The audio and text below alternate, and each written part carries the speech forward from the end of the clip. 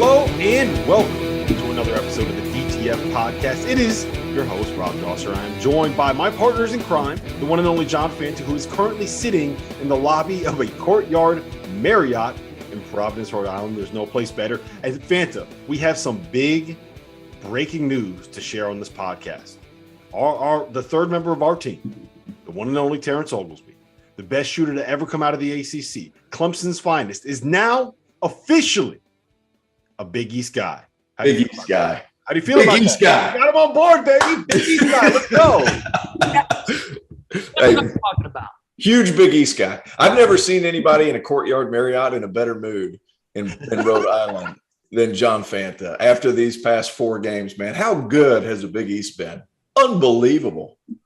Unbelievable. The surprise of college basketball, the conference 26-2 to start the season.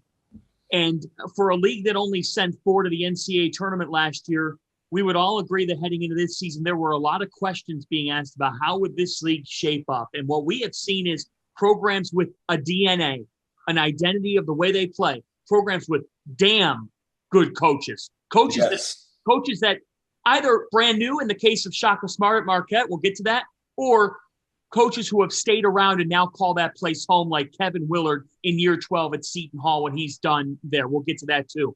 The Big East Conference has made the statement of all statements to start this college hoop season for the good.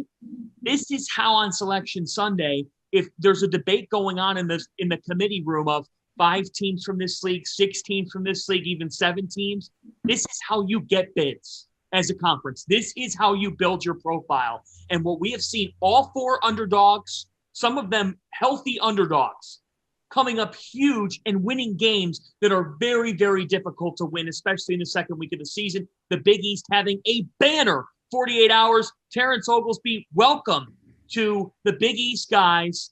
And I was so excited about this that I flew all the way to Providence just to be in a Courtyard because Providence is where the Big East was founded.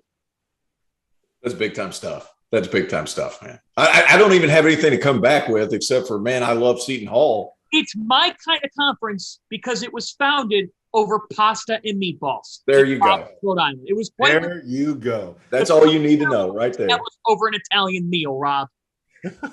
All right, so let's talk about this Seton Hall Michigan game. First and foremost, your point about how good this is for the league, Fana, that should not be something that is overlooked.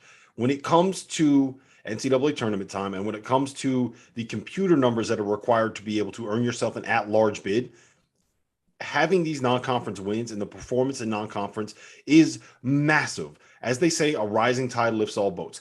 This win that Seton Hall just had at Michigan is going to go down as one of the best wins in college basketball this season. Yes. Whether Michigan ends up a top 15 team, a top 5 team, whatever it is, that is a road win against a great program. I don't know that there are going to be 10 road wins against teams that are ranked better than Michigan all season long. What that's going to do is it's going to raise Seton Hall's computer numbers. Every time a Big East team plays Seton Hall after the fact, it's going to look better in the metrics. Same thing for Marquette landing that win over Illinois. It doesn't matter that Kofi Coburn's not there. That's not going to be relevant in the net. That's not going to matter in Ken Palm's algorithm. So that's going to raise the number that Marquette is. So instead of maybe being like an 80-ish kind of team in those rankings, maybe they're 50s or 60s. That means every time you play them, suddenly, a road win against Marquette, if they're in the top 75, that's a quad 1 win instead of being a quad 2 win. And when they break that stuff down at the end of the day, that stuff matters. Specifically, though, I do want to talk about Seton Hall.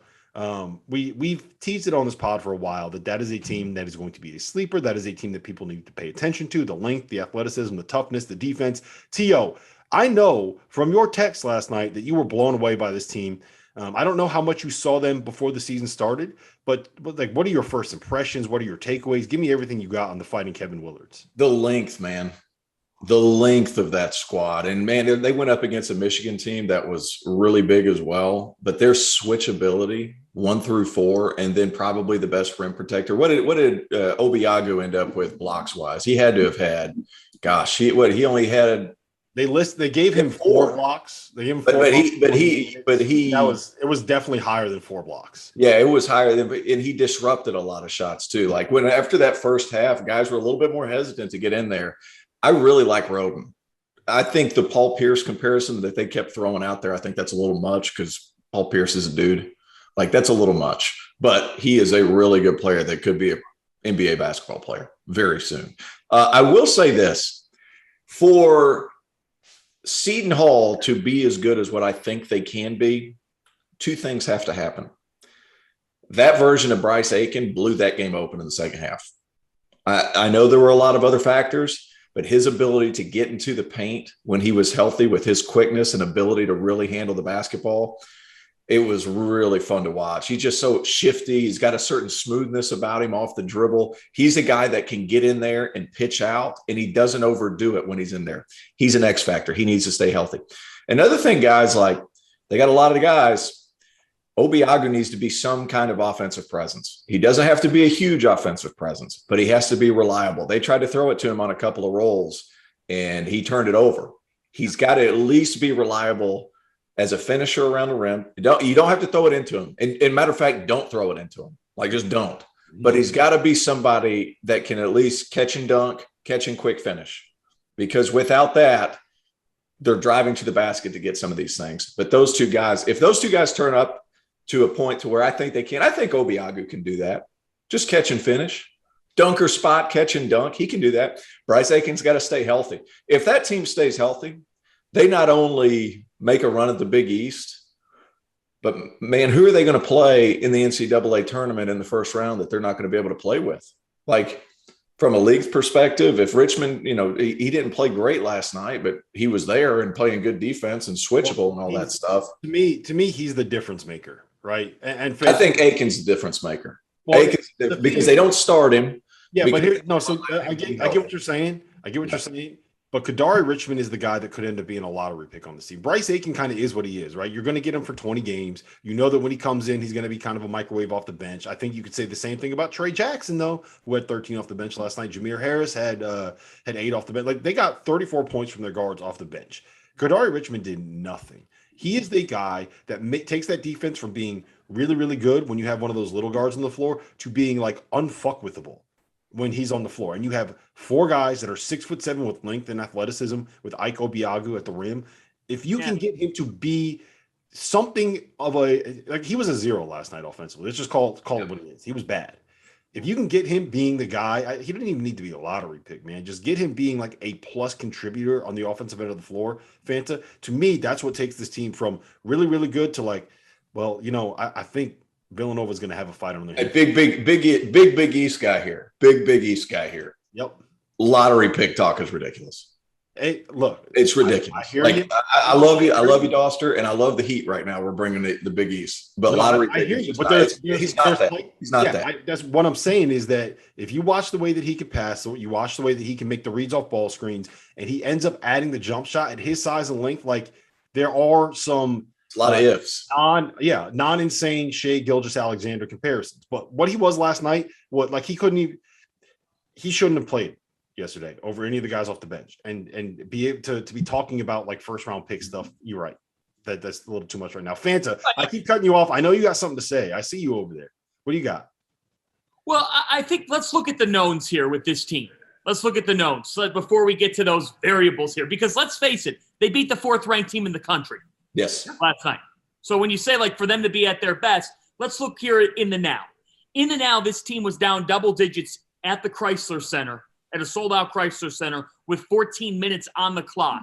Then they're down by 8 with 7 minutes on the clock. And they did not give in. They did not give in. Their ability to hold Hunter Dickinson to 1 made field goal in the final 15 minutes of the game is nothing short of outstanding defense and a will. And that's a credit to Kevin Willard, who is a Rick Pitino disciple. He coaches up defense. Seton Hall played outstanding defensive basketball. This was a high-level college basketball game. It was not a particularly outstanding offensive college basketball game. In fact, at times, offense was a little bit tougher to come by. The deflections, the length. This team is 22nd in average height in college basketball and showed it in this game last night. They do have a professional. Forget the lottery pick on Richmond for a second. They have a professional who I think will get his name called probably in the second round of the draft. Jared Rhoden is playing like a pro. and drove the basketball to the rim like a pro.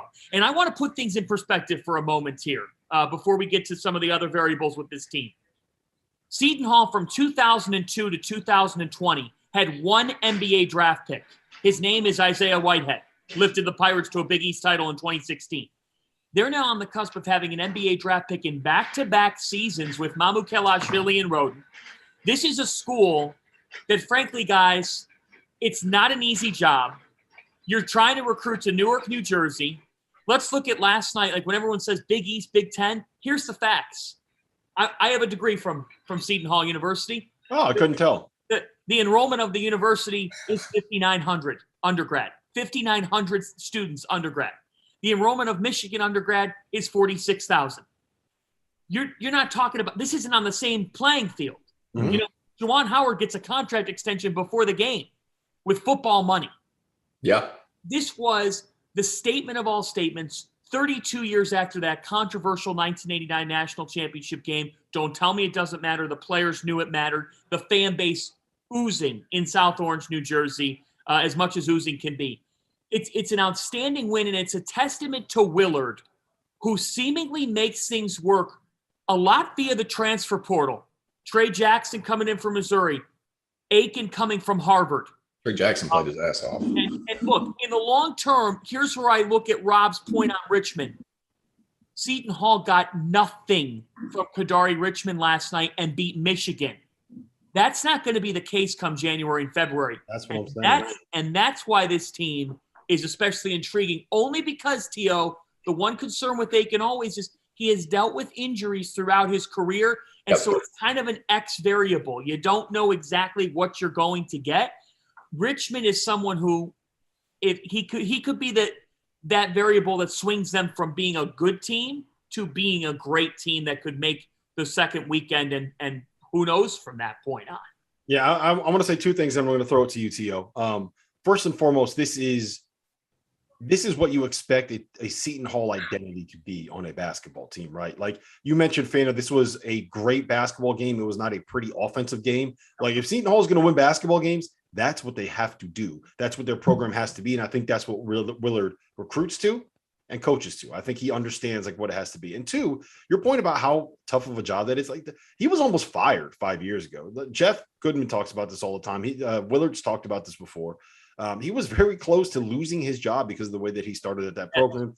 Then he went out and I believe he hired, I can't remember the guy's name. He hired Tiny Morton. That's what it was. Yeah, he hired Tiny Morton. All of a sudden, he got that class that was Isaiah Whitehead and Delgado and Rodriguez and like the who was the you got Rodriguez, Delgado, Whitehead, Kadeem Carrington. And yes, Carrington. And I got to bring this up on the recruiting aspect. This is a really interesting lesson, I think, for a coach anywhere in the sport. Okay, so I was talking with a couple of coaches at Summer League this past summer. And we started to talk about Kevin Willard. Right. And a couple of coaches said, talking with Kevin, throughout his first couple years at Seton Hall, was trying to be someone and trying to do something that he wasn't. Sometimes coaches get away from who they actually are. Another coach in that league is doing the same thing, but now he's back to who he is. But we'll get to that. Right, we'll get to that. Yeah.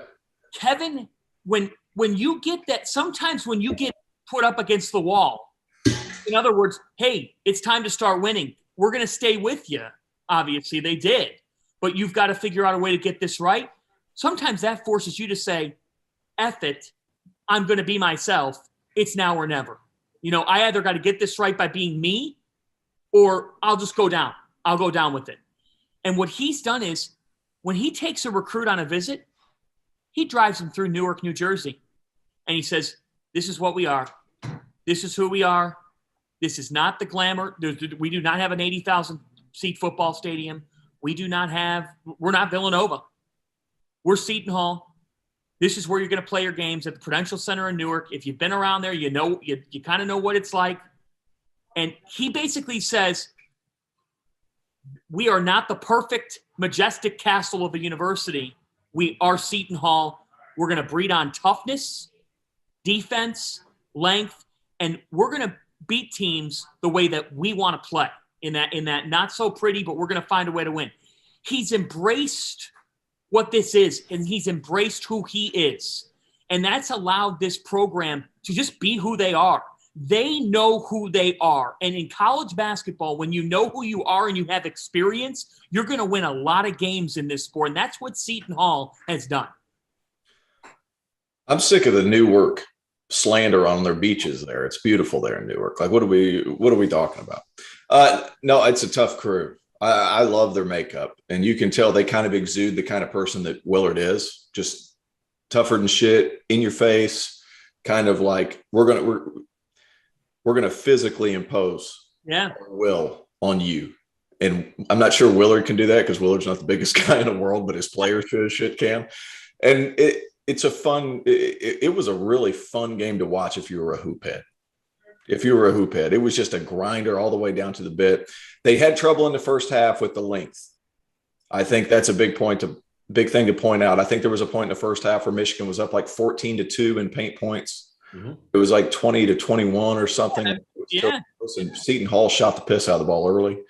And here's the thing. The reason I say Aiken was he provides – I'm big on this, but change of pace. Agreed, Tio.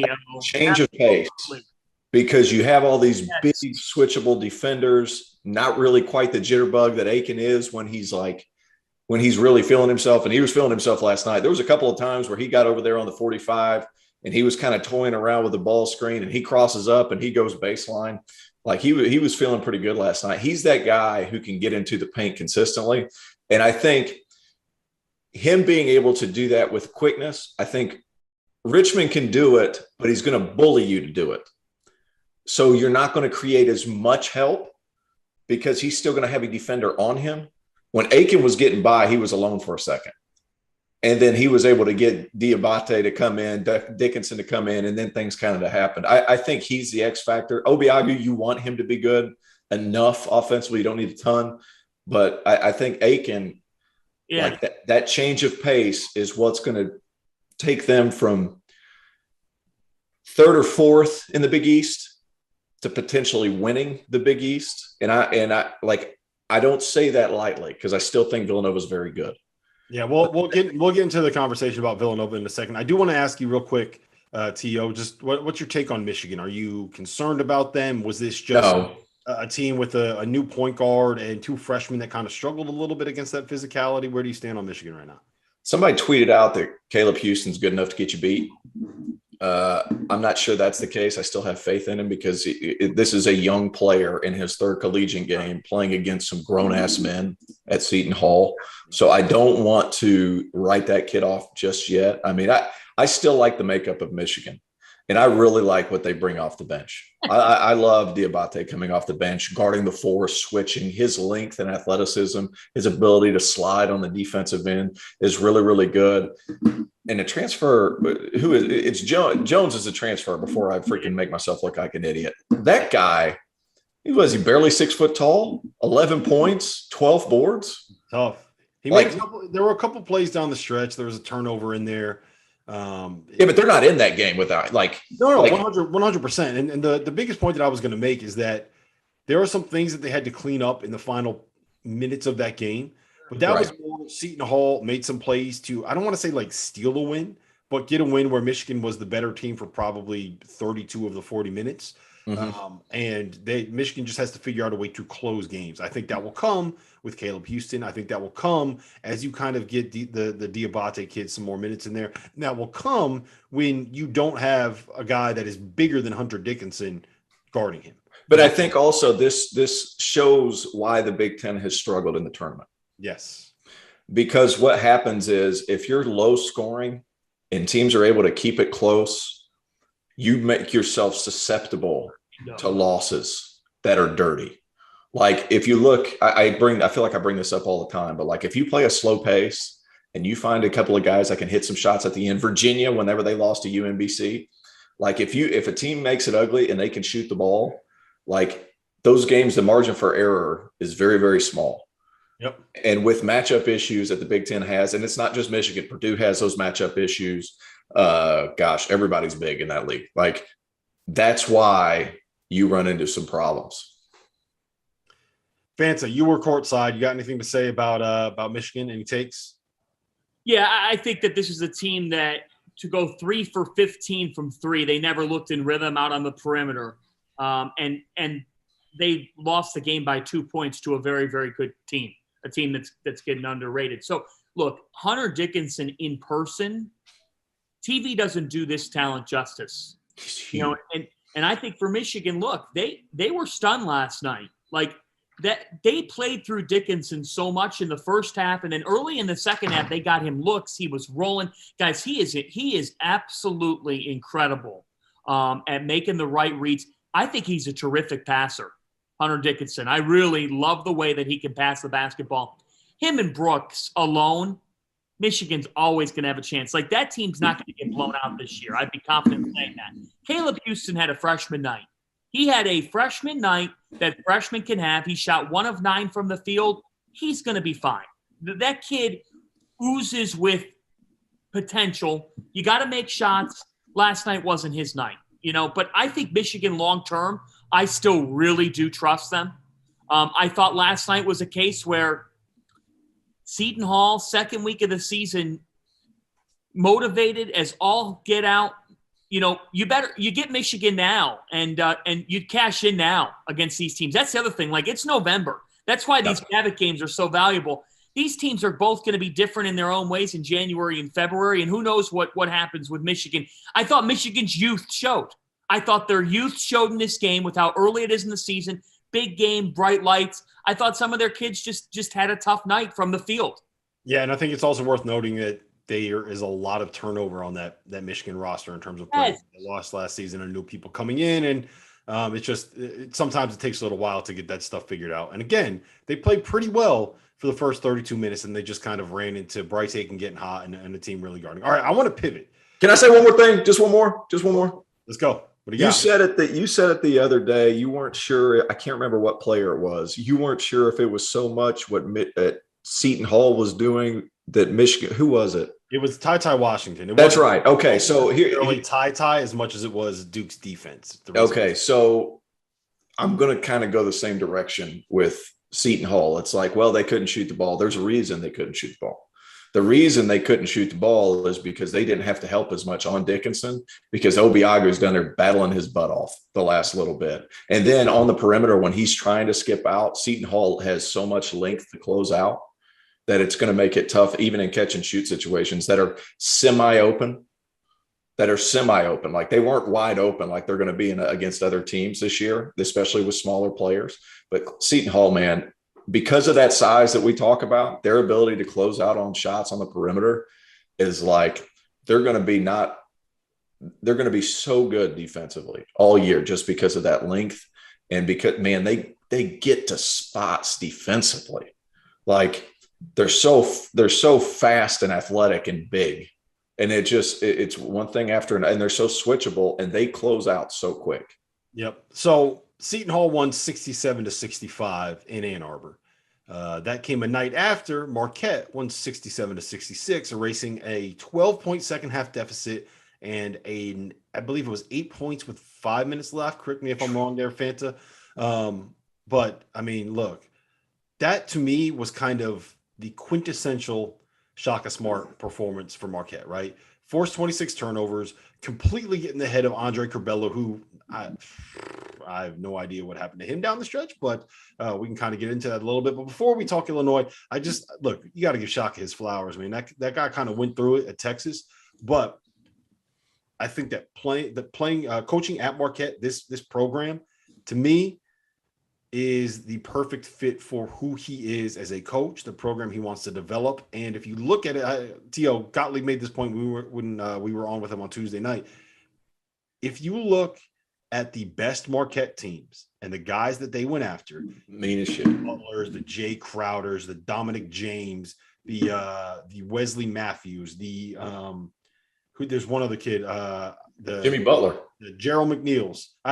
Jimmy Butler was the first one. You think I'm going to sleep on Jimmy Butler? Well, you were napping. You were napping. Right? You weren't quite there, but you were taking a nap. You almost forgot him. Look, if I sleep on Jimmy Butler, he's going to come find me. He's going to hunt me down. It was Jarrell McNeil, but the larger point is just that kind of player is the kind of player that Shaka is going to recruit. It's the perfect fit for him. T.O., I know you played for him when he was he's an assistant at Clemson. What did you see out of that program? What did you see out of that team? And what did you see out of Marquette on, I guess it was Monday night now?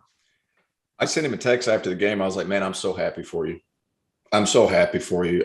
There was a point, I think it was before the first media timeout. Fanta, you were there. You saw this, but like they forced a turnover, and it was like a soft press. They forced a turnover, and Shaka turns around to the crowd and goes berserk. Yeah. And it was such a culture-defining thing for what he's best at, what he's great at. Like those guys played insanely hard. And he has them playing full of confidence. They're not going to run a ton of stuff complicated offensively. There's going to be some motion stuff. There's going to be some ball screen stuff. But they're going to freaking crawl in you defensively. And what did he do in order to mix that game up a little bit? He took Curbelo out of the game for the first 30 minutes, and then Curbelo took himself out of the game for the last 10 minutes. So they're switching defenses constantly. They're making it ugly. They're taking shots out. They're taking 10, 15 seconds out before Illinois could run anything. And they just completely took the game out of Underwood's hands because they're having to worry about breaking pressure and then getting into offense. And it showed a lot about Illinois, but we're not talking about them yet. I just love the enthusiasm and the passion. When I texted him, I was like, man, I'm so happy for you that you get to go back to doing what you're really, really good at. And that's motivating. That's getting guys to play insanely hard. And that's putting pressure on and making the crowd feel like they're part of it. His entire the entire thing that makes him what he is being able to get guys to buy into a bigger cause, to create a family dynamic, to say, hey, look, you're going to play for your brother over there, and not just have it be coach speak, have it be like the guys on that roster and on that team believe it. If you talk to anyone that played for those VCU teams from, 2010 to 2016, like they're all connected. Everybody from every year knows each other. It's a family dynamic. And I think that that's something that he's going to be able to find a way to build at Marquette. It's just get that at Texas. Couldn't get that. You can't get 5-star kids to press at Texas. Well, the other thing is, it's not just the press. It's that you don't get the continuity. You're never going to be able to have guys stay for 3, 4, 5 years when you're out there recruiting players like Mo Bamba, and you're recruiting players that are like the Jackson Hayes. You're recruiting guys that are going to end up being one and dones, two and dones, Kai Jones, players like that. It's just not. It's not going to happen. And it kind of limits what your ceiling can be, because, again, so much of what he does is about getting old, staying old, and building that culture. Fanta, you were there. You were with him before the game. You did a whole bunch of content for the Big East Digital Network down there. So what did you see? You were boots on the ground, as I like to. Actually, for you, it's probably loafers on the ground, right? Loafers on the ground. Yeah, I did pull out the boots. My loafers on the ground, what they saw was a team that was incredibly connected, and a team that, in the second week of the season, with so many questions on the offensive end, put those aside and said, you know what, we're just going to defend the hell out of them, and we'll take our chances doing that. So Shaka Smart was thinking about this game plan and just kind of discussing with him and his staff. The thought was, okay, do we sit back once they get into the half court, and do we allow Curbelo to drive through the lane? Because guess what? If we allow him to do that, if we sit back, he will pick us apart, because that's what he can do when he's at his best. They said, you know what? We'll take our chances going at him. And if we go at him, it might lead Trent Frazier to some open looks. And guess what? Trent Frazier got open looks, and he was outstanding in this basketball game for the first 30 minutes. But Marquette's will to go at Curbelo. They just sent, like in Lion King, when they send the hyenas after, that's what Marquette did in this game. And I thought that Daryl Morcell showed in this game that he had played Illinois before. And apparently he had never lost to Illinois. And it wasn't going to start on this night. Daryl Morcell played his tail off. He was the leader for Marquette in this game, guys. In 126 career games at Maryland, Morcell never scored 20 points in a single game. He has crossed that mark 3 straight games at Marquette, and he told me Shaka Smart has inspired him to say, I am going to be that guy, which it's a telling transfer. It really is, that Morcell went to Marquette. Somebody texted me beginning of the game and said, why did Morcell go to Marquette? Monday night, they found out why. Yeah, so I want to talk a little bit about Illinois. Tio, I'm going to go to you in 1 second, but I do just want to make the point because it's kind of the elephant in the room. Kofi didn't play. Kofi Coburn, first team All-American, did not play. Don't you negative me out of this Marquette win. I'm a Big East guy. No, I'm not taking anything away from Marquette. But I am going to say for Illinois, like I think what his presence provides changes so much. One, it's a pressure release to throw the ball to him in the post and know that you're gonna get fouled, you're gonna get a bucket, or you're gonna force a double team that gets the defense moving and can create some closeouts. That takes pressure off of Curbelo to be the lone creator, and he obviously was not doing it well. The other part of it is I think what we saw in the final 8 minutes is Marquette did a really good job at just kind of funneling the guys that were driving to Kerr Kawat, the transfer from Oklahoma, who, I mean, look, to his credit, he played a hell of a basketball game around the rim in the second half. He had a bunch of blocks. He put a couple that through the backboard against Curbelo. And I think that if he was aware that there was a 7-foot, 290-pound monster lurking behind him, I don't know if he would have necessarily had as much free range to go do that. So yes, adding a first, this is to say, just to get it out there, adding a guy that's a first-team All-American, Illinois fans, would have made your team better. We get that. We have to talk about what actually happened on the floor. So, T.O., I'm going to you. You've played a lot of basketball games. One, have you ever seen a dude just kind of melt down the way that Curbelo did down the stretch? And then two, if you're Brad Underwood, put yourself in his shoes at about 5 minutes left in that game, and you're kind of in the middle of Curbelo going full Curbelo. You never want to go full Curbelo. A half the ball is fine. You never want to go full Curbelo. And how do you go back and change that if you're Brad? Is there what can you do differently to kind of stop the bleeding? Well, first and foremost, I don't want to be that guy that really comes down hard on a kid, because obviously I got kicked out of my last college game because we know. I lost. Well, I know, but I'm prefacing. That story has been told on the field of 68 Media Network. Yeah, I'm prefacing. So, I mean, the elbow against Michigan, I get kicked out of my last game. These things happen. Mental farts just happen. The manner in which he did it, though, and it wasn't as selfish as what I did, but the manner in which he did it, he couldn't get out of his own way. And one thing that we've talked about, Curbelo, is this is an emotional dude, man. He lives on a high wire. He gets really fired up, and then when he's really good, man, he's spectacular. But when he's really bad, you saw what could happen. He could lose you a game, and he lost this game. I feel bad for even throwing it on one person, but when you have 7 turnovers, 4 of which were in the last 3 minutes, I think it's warranted. I will say this. I just went back and watched the last few plays. Illinois still had a timeout. And if you're Underwood, you want to save that timeout towards the end.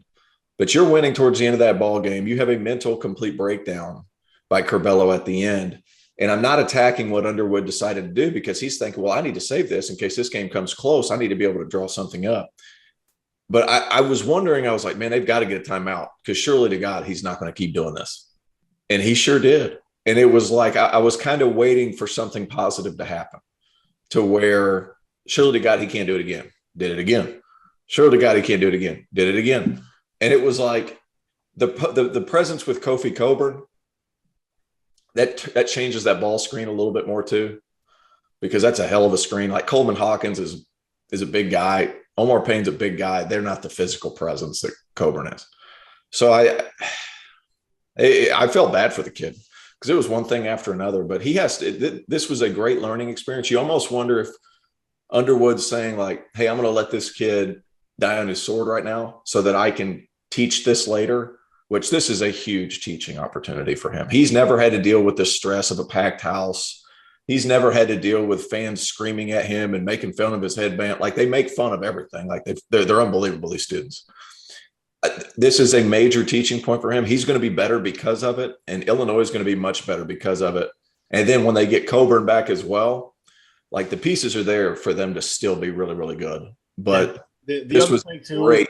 This was a great learning experience. Yeah, and it's not always a bad thing early in the season when you're going to make the tournament to kind of get your ass kicked a little bit and have there are coaches that will tell you that they like having situations like what Illinois just went through, just so you can kind of say, hey, look, you did it your way, and we fucking lost at Marquette. So now you're going to do it my way because I don't want to lose anymore. Yes. And I don't think that's necessarily. And I talked about it a little bit when we had Doug Gottlieb on on the After Dark show after the game, and it was like sometimes this Kentucky team that went undefeated all the way till the Elite Eight, they were winning in spite of development because that team still had a lot of holes, but they were winning. So it was like, well, we're still winning. Maybe we don't have to take care of it as much. This is one of those games that you're going to be able to take a lot from.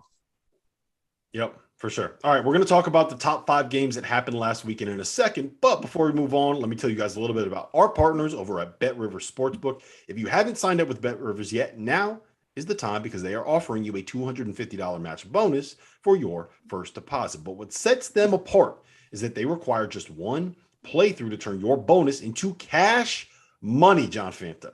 With their new Rush Pay Instant Approval, withdrawing your winnings is safer, it's more secure, and it's more reliable. And with basketball season in full swing, get in on the action now by going to betrivers.com today or by downloading the BetRivers iOS app. You must be 21 years or older. Gambling problem, call 1-800-GAMBLER. All right, we're going to do some quick fire things here. First and foremost, Villanova, UCLA, overtime, fantastic ball game. That was one of those ones I was up until 2 a.m. and then I couldn't fall asleep for about an hour because I was so jacked up after watching that game. Fanta, I'm going to go to you first on this one. Give me your one biggest takeaway from that game. T.O., you're next, and then I'll wrap it up. Jaime Jaquez is a winner in every sense of that word and made so many little plays that helped UCLA. And 2, Villanova's lack of depth is something that they have to figure around here as they continue through the gauntlet of the non-conference. Overall, the Cats are a really, really good team, but finding a little bit of depth is what determines if they can be a team that makes it to New Orleans. And guys, I am fascinated to see this upcoming weekend, Mohegan, Villanova, Tennessee, North Carolina, Purdue. If we get Villanova, Purdue, what does Villanova do against Zach Edey and Travion Williams? I am so curious to see what would happen in a matchup like that. Those are my thoughts. I will be at those games. I am very excited to see 4 great basketball games and to have a night where I can sit at a blackjack table for a little while. It's been a while since I have done that. T.O., give me your biggest takeaway from Villanova, UCLA.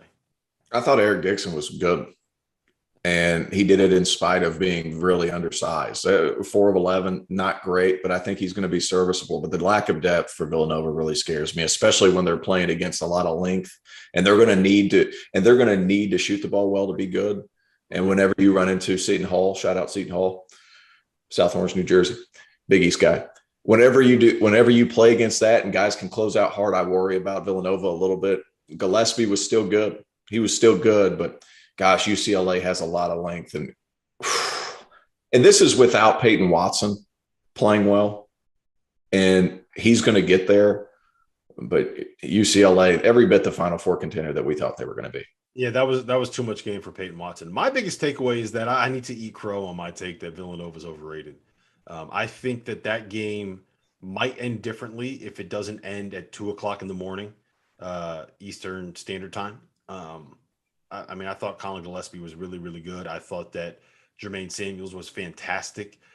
Feels like Justin Moore is kind of taking a little bit of a step forward as well. You're right about the depth, but I think that they do have pieces on their bench to be able to kind of do a job. But again, kind of like Peyton Watson, a lot of those guys are young and stepping into newer roles. And I just think that it was too much of a game, too big of a game, too big of a moment, too much going on. I mean, look, you had grown men all over the court, 22 and 23-year-olds all over that court. It's very hard to ask an 18-year-old in his second college basketball game to step in and have that kind of an impact in that kind of environment, in that kind of a matchup. So I think Villanova is very, very, very good.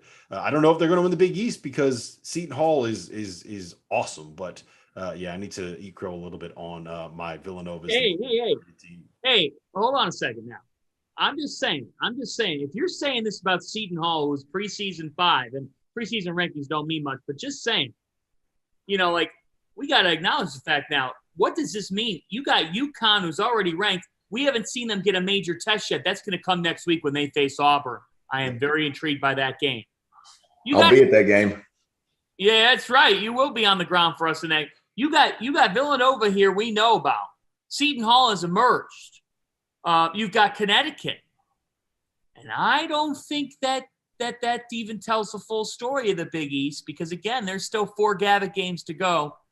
I think somebody's going to make a statement on Wednesday night in Assembly Hall. Here we go. I wouldn't be surprised. And I will say this about the Big East. Every single night is going to be a fist fight because St. John's is coached by Mike Anderson. We know how Mike Anderson likes to play. Shaka Smart is bringing Havoc back. He's making that popular again. Seton Hall wants to win the fight, and if they win the fight, then they'll probably win the basketball game. That's the way they do. Dan Hurley, he doesn't play all that different from what Kevin Willard wants to do. Did I miss someone? Who am I blanking on? Well, you got a situation where you got, of course, Jay Wright. Ed Cooley's teams are gonna grind. Ed Cooley, because they went into Wisconsin. I didn't even mention that. So I couldn't watch that whole game, man. I felt sorry for Cooley. Gosh, going in there and playing Wisconsin and then having to. And they out-physicaled them. They out-physicaled Wisconsin. Wisconsin has won 85% of their games at the Kohl Center. And Ed Cooley and Providence. Here in the Big East, you have the preseason 7, 9. You got Providence was 7. Marquette was 9. Creighton was 8. Nebraska didn't look good. The fact is, when the bottom of your league is getting wins, that determines what's a good league. Does the bottom have some wins? Do you have a good bottom? Yeah. You have a great bottom. Let's go. Hey, let me say this. I was so impressed, with the coaching. I was watching Nebraska Creighton. I realized those are 2 bottom feeders in both conferences. They are this year anyway. This year, I don't think Creighton's overly talented. I think they're going to get beat up by a lot of teams. Man, the difference between McDermott and Hoiberg. Oh yeah. Yep. World of difference. Nebraska's come down, either isolation, jack, one pass jack. Here comes Creighton pushing it right down their throat, creating a closeout, ball swinging sides. They're going baseline. They're swinging the ball. They're shooting night and day difference. Hoiberg, and I like Hoiberg. He got completely outclassed X's and O's against Creighton. Completely outclassed. Right, McDermott has won 9 of his last 10. Now Creighton's won 9 of 10 against Nebraska. I got to tell you what, if there's anything I'm learning right now, it's that I got the best ass on the field of 68. You do, Fanta. You do. We got an up close and in person view of that when we were at Four Leamies the other night. All right. Next top 5 battle: Texas went into Gonzaga and got their tails kicked. They were down by 20 at halftime. I think the final score ended up being 12. Drew Timme put up 37. He looks unbelievable. Chet Holmgren didn't really have all that much of an impact. And Texas was missing Dylan. I don't even. Is it Disu? Disu. Disu, who is probably their best transfer and the best big guy, and I think the most important piece that they have in that front court, and kind of the guy that might have been able to change things for them. So Tio, I'm going to you first on this one. What was your biggest takeaway from Gonzaga's win over Texas? I don't think it's just Texas, but I think teams that went transfer heavy are going to take a minute. That was my biggest takeaway. Like Beard's trying to coach winning stuff. They were small. Without Dessou there, they were small. There were times when Timmy Allen's handling the ball, playing the 5, they were really small. It worried me. Gonzaga, Drew Timme, he came in as preseason National Player of the Year by a lot of outlets. He's probably that. I mean, it was – and how many teams are really going to be able to stop Drew Timme in the post? That dude is a clinician in there. Whether it be – there was a couple of moves. He would get doubled. What would I say? Is clinician a word? Yeah, he put on a clinic. A clinician? Yeah. I made that a noun. Even if it's not there, you're welcome. You can put that on a t-shirt. You make all these t-shirts. You can put that on a t-shirt. So he was there was a couple of times where they would double and he would step through the double and then finish on the other side of the rim. That's such a hard move. And you have to be so strong. And, that funky jump shot he has, if he just hits it at 15 feet, he'll be fine. Chet Holmgren, he's in a weird situation, man. Because like You made this point. I'm gonna talk on Chet. So let's save that. go ahead. Yeah, sorry. No, I'm done. I think Gonzaga's terrific. I think the biggest difference in the game, quite frankly, uh, Gonzaga's two best players for their team right now are Nembhard and Timmy, and they've been in that system for a year. Beard's coaching all new guys. Yep. So he's trying to teach winning stuff, and it's going to take a second for Texas. I'm not losing faith in Texas. I think they're going to be very good. The difference was the consistency in their approach. They've only had a few months. Gonzaga's had a few years. It's going to take some time with them. All right, give me your biggest takeaway from that game, Fanta. That Drew Timmy's the best player in college basketball. That's my biggest takeaway. That's it. That's all you got. Just boom, right there. Yeah, boom, right there. I mean, look, that's the fact. I think Rasir Bolden helps Gonzaga too in a big way. I mean, that was the other one. Like, if you want me to go in depth on it, Rasir Bolden made shots for this team. He benefits in their system.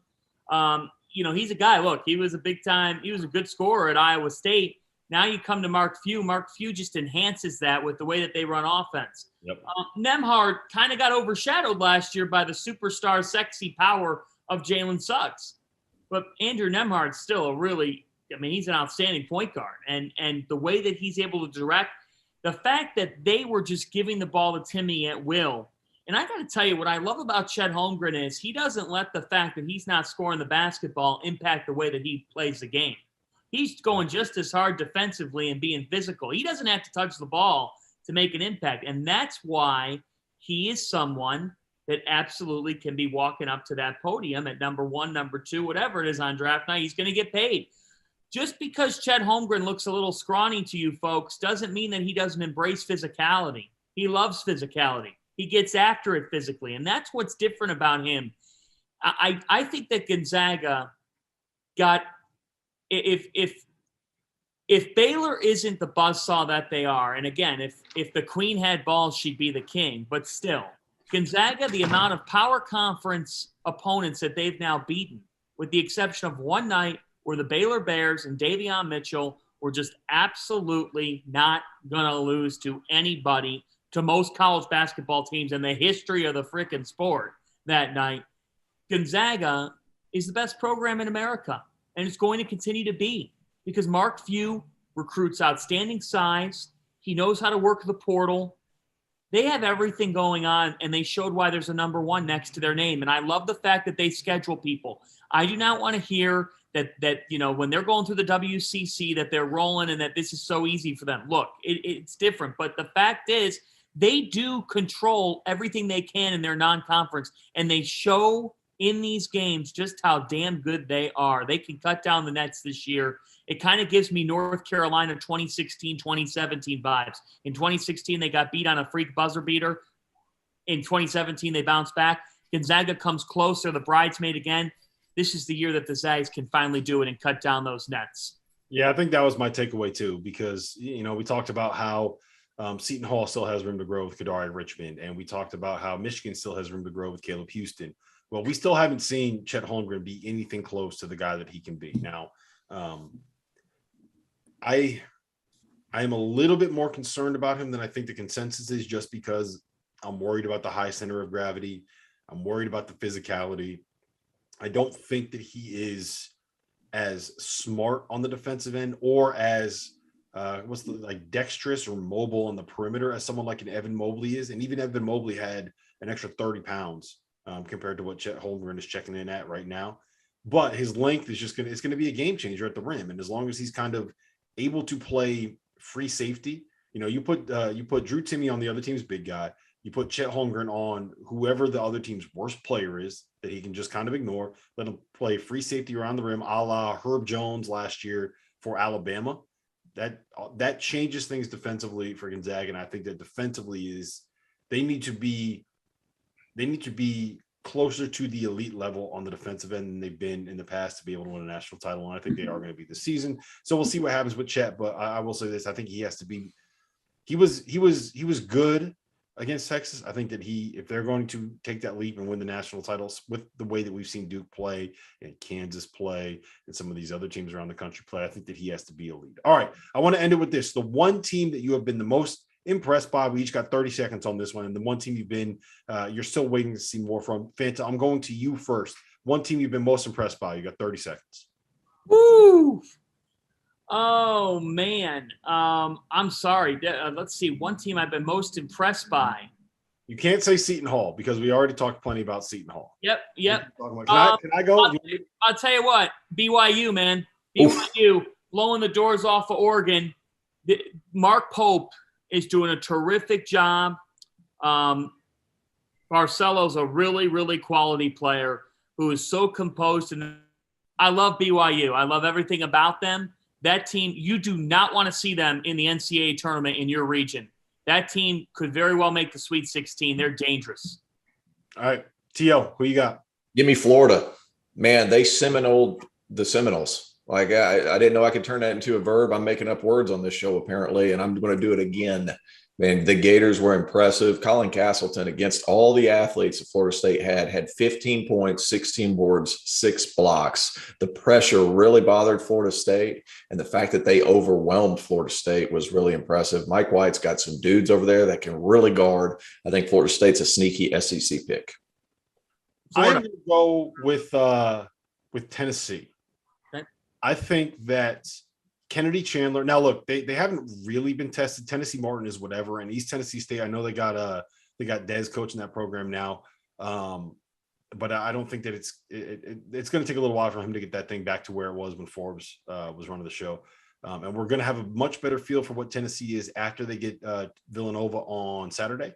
But I mean, look, he is what this team has been missing for a couple of years now. A guy that can get in the lane, that can create. They have people that can finish it all around the court, whether it's Fulkerson at the rim, whether it's Josiah Jordan-James, whether it's a bunch of shooters that they have. They put up more than 90 points in each of their first 2 games. The offense is much, much, much better than it was last year. Change of pace. Yeah. So they haven't been tested yet, but from what I've seen early on, I think that there's a chance that they could end up being really good. All right, T.O., I'm going to give you the most, I don't want to say disappointing because that feels like slander, but I'm going to say the team that you're still waiting to see more from is the way I want to phrase it. I'm going to say disappointing, Virginia. Okay. Yeah. Go disappointing. Go all in. Yeah, disappointing Virginia, losing to Navy at home and then getting absolutely their doors blown off by Houston. And Houston's really good, don't get me wrong, but we're used to seeing at least even bad Virginia teams compete under Tony Bennett, and they didn't even compete. Yep. All right, who you got, Fanta? I'm disappointed in the Pac-12. I thought that they could capitalize off of last year's momentum in March. I think that this league has a couple of good teams, but I think that it might be a little bit top-heavy this year. I don't think that they have the depth of teams. And I thought that the Pac-12 could be heading in the right trajectory. They've had some results in this opening week that are a little bit mind-boggling. So I would say I'm disappointed in the Pac-12 thus far because I thought that they had a position where they could move off the momentum. And again, you got to capitalize this time of year. You do not make your hay. You do not get bids in January and February. You get your bid in November and December. You got to get these wins. And as we get Feast Week going, remember, folks, you might be thinking it's November. It's a long way from March, but these games matter. They matter in a very, very big way. Yeah, it matters for you. And like we touched on earlier, it matters for the conference as a whole. I think for me, the team that I've kind of been disappointed with is Oklahoma State. And there's very understandable reasons why they've kind of gotten off to a flat start for the season. So I don't blame anyone, but it just, that whole situation sucks. And if the worst thing that happens out of this is me highlighting it again, they got absolutely royally, I'm not going to say it, but you know what I'm saying. So, it just sucks, the situation that Oklahoma State has found themselves in. And I feel for Mike. I feel for that program. I feel for those kids. It's not fair. But listen, we've been here for, I think it's about 55 minutes now. It's noon. Fanta's got a place to go. He's got places to be. He's got people to see. He's got unbelievable. Beautiful Providence, Rhode Island to go visit. True story. I grew up about an hour and 15 minutes from Providence. I don't know a single person that has had a night out in Providence that it didn't end up in a fight somewhere. So there you go. No fights in Providence. T.O., thanks for being here, guys. We'll see you again